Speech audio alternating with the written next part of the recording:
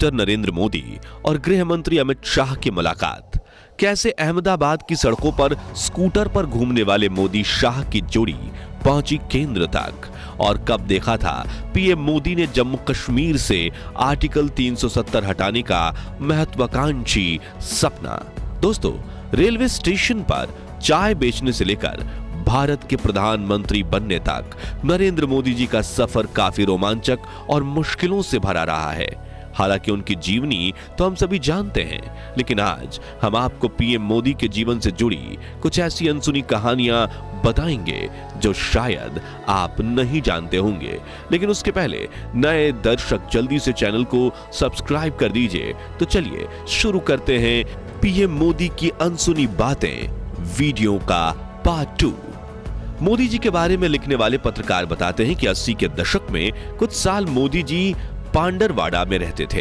पांडरवाड़ा से अहमदाबाद करीब 150 किलोमीटर दूर है और उस वक्त ज्यादा बस सेवा भी उपलब्ध नहीं थी। ऐसे में मोदी जी रोज सुबह साफ सुथरे कपड़े पहनकर एक झोला उठाकर पांडरवाड़ा से अहमदाबाद की बस में बैठ जाते थे और अहमदाबाद आकर वो उसी बस की कुर्सी पर अपना झोला रख देते थे।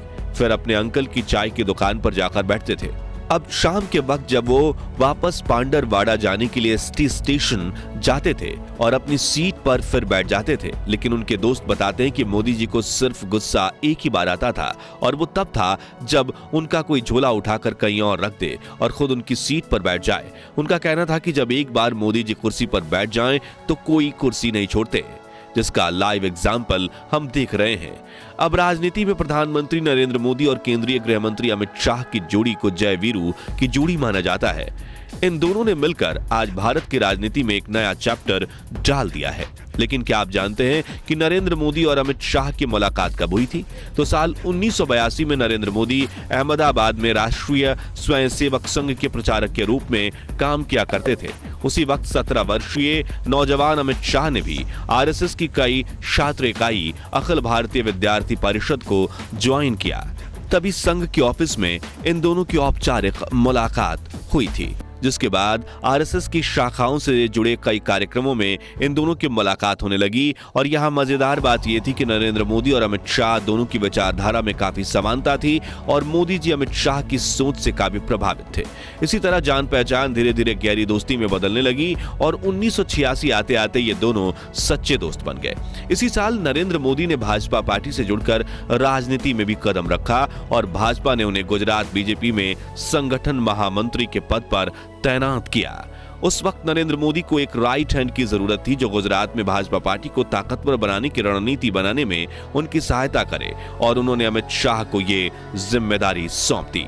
अगले साल 1987 में अहमदाबाद में म्युनिसिपल इलेक्शन होता है। उस वक्त मोदी जी ने भारतीय जनता पार्टी के लिए खुद को इतना समर्पित कर दिया था कि वो इलेक्शन से पहले अहमदाबाद की हर गली नुक्कड़ का चक्कर काटते थे और देखते थे कि भाजपा उम्मीदवारों के पोस्टर वगैरह सही से लगे हुए हैं ना। इस दौरे पर नरेंद्र मोदी के पास कोई गाड़ी नहीं थी, वो एक स्कूटर पर जाते थे। जी हाँ, वो एक स्कूटर के पीछे बैठते थे और वो स्कूटर चलाते थे उनके जिगरी दोस्त अमित शाह। इसी तरह ये दोनों काफी लंबे समय तक अहमदाबाद की गलियों में स्कूटर पर घुमा करते थे, जो आज पीएम मोदी दुनिया के सबसे पावरफुल लीडर्स में से एक हैं। लेकिन इतनी ऊंचाइयों तक पहुंचने के लिए उन्होंने शुरुआत कहां से की, वो देखना भी काफी अहम है। इससे हमें उनकी विनम्रता और असली कारण का पता चलता है, और वो पूरे भारतवासियों पर ऐसा जादू किया है कि आज आधे से ज्यादा देशवासियों के दिल में वो बैठ गए हैं। साथियों, अब जरा थोड़ा गौर से सुनिएगा। 90 के दशक में नरेंद्र मोदी और अमित शाह की जोड़ी का ही करिश्मा था कि उनके नेतृत्व में 1995 में हुए गुजरात के विधानसभा चुनाव में भाजपा को पहली बार जीत मिली। हालांकि तब भाजपा ने पार्टी के वरिष्ठ नेता केशुभाई पटेल को गुजरात का मुख्यमंत्री बनाया था। भारत के वरिष्ठ पत्रकार राजदीप सरदेसाई उस वक्त का एक इंसिडेंट बताते हैं।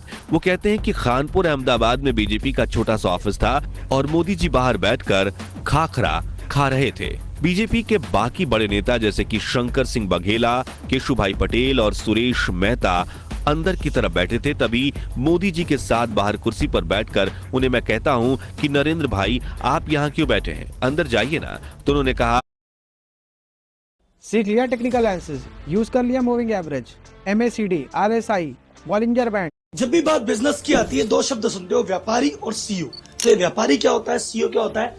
कहा कि नहीं नहीं वो बड़े लोग हैं, उनको बैठने दीजिए, मैं यहाँ हूं। यानी उनको मीटिंग में बुलाया भी नहीं गया था। लेकिन हाँ, पूरे देश के सामने तो नरेंद्र मोदी का शक्तिशाली व्यक्तित्व उभर कर सामने जरूर आने लगा था। हालांकि ये सिर्फ गुजरात के चुनाव की जीत का कारण नहीं था, बल्कि उससे 2 साल पहले नरेंद्र मोदी जी के नेतृत्व में ही देश में बहुत बड़ा आंदोलन हुआ था। जी हाँ, हम बात कर रहे हैं राम मंदिर आंदोलन की। सन 1990 में लाल कृष्ण आडवाणी भाजपा के अध्यक्ष हुआ करते थे और अयोध्या की विवादित भूमि पर एक बार फिर राम मंदिर बनाया जाए, जिससे मुगलों ने तोड़कर बाबरी मस्जिद बनाई थी। इस उद्देश्य से उन्होंने 12 सितंबर 1990 के दिन यह ऐलान किया था कि मैं रथ यात्रा के जरिए 30 अक्टूबर के दिन अयोध्या पहुंचूंगा, और उसी दिन उन्होंने अयोध्या में कार सेवा का ऐलान किया। फिर 25 सितंबर 1990 से सोमनाथ से अयोध्या की राम यात्रा शुरू हुई। उस दौरान नरेंद्र मोदी ही लाल कृष्ण आडवाणी के राइट हैंड बने थे। पूरे रथ यात्रा आंदोलन की कमान उन्होंने ही संभाली थी और 63 वर्षीय आडवाणी जी को कोई परेशानी ना हो, उसका ध्यान रखते हुए वो खुद भी उनके साथ सोमनाथ से अयोध्या के सफर पर निकले थे। करीब 1 महीने बाद रथ यात्रा बिहार पहुंची, जहां 23 अक्टूबर की रात लाल कृष्ण आडवाणी समस्तीपुर के सर्किट हाउस में रुके थे। तभी बिहार के लालू प्रसाद यादव की सरकार ने यह तय किया कि वो आडवाणी जी को अयोध्या नहीं पहुंचने देंगे, और रात के करीब 1:30 बजे आडवाणी जी को गिरफ्तार करने के लिए बिहार पुलिस सर्किट हाउस पहुंची। और उस वक्त की फुटेज में आप देख सकते हैं कि मोदी जी लाल कृष्ण आडवाणी के बिल्कुल बगल में उनकी ढाल बनकर खड़े हैं। दोस्तों, आप सभी जानते होंगे कि पीएम मोदी के नेतृत्व में ही 5 अगस्त 2019 को ऐतिहासिक फैसला आया था, जब जम्मू कश्मीर से आर्टिकल 370 हटाया गया था। लेकिन क्या आप जानते हैं कि यह नियम क्या था और क्यों जम्मू कश्मीर की जनता इससे परेशान हो चुकी थी? आइए जानते हैं। दरअसल 17 अक्टूबर 1949 के दिन भारत के संविधान में आर्टिकल 370 को शामिल किया गया था, जो जम्मू कश्मीर को भारत के संविधान से अलग रखता था। इसके तहत राज्य सरकार को अधिकार था कि वो अपना संविधान स्वयं तैयार करें।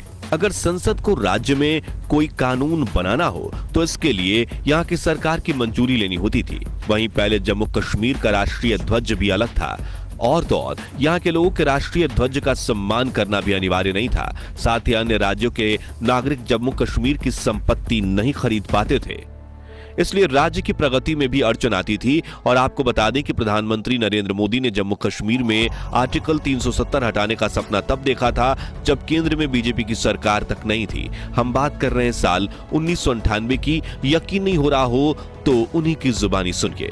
हिंदुस्तान की जनता ने हमको जितनी मात्रा में वोट दिए, उतनी मात्रा में ही हम गुड डिलीवर कर सकते हैं। अगर हमको 2/3 बहुमत दिया होता तो हम धारा 370 को भी निकालने का निर्णय कर सकते थे।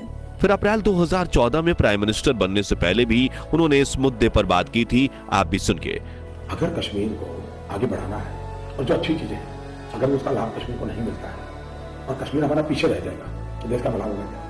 तो जैसे अन्य राज्य प्रगति करते हैं वैसे कश्मीर की होनी चाहिए नहीं होनी चाहिए। वो मानते थे कि जब तक आर्टिकल 370 लगा रहेगा तब तक कश्मीर पिछड़ा रहेगा, और मौका मिलते ही उन्होंने कश्मीर को इन बंदिशों से आजादी दिलवा दी, जिसके बाद वहां पर पिछले 4 सालों में सचमुच विकास हुआ है और उसकी तारीफ पूरी दुनिया कर रही है। कहा जाता है कि जब साल 2001 में गुजरात में बीजेपी की पकड़ कमजोर हो रही थी, तभी केंद्र में एनडीए की सरकार थी और प्रधानमंत्री थे अटल बिहारी वाजपेयी, जिन्होंने मोदी जी को बुलाकर कहा था कि अब आपको गुजरात जाना चाहिए, यानी कि अब आपको गुजरात का मुख्यमंत्री बनना चाहिए। जिसके बाद मोदी जी गुजरात आ गए और 7 अक्टूबर 2001 के दिन वो गुजरात के मुख्यमंत्री बने।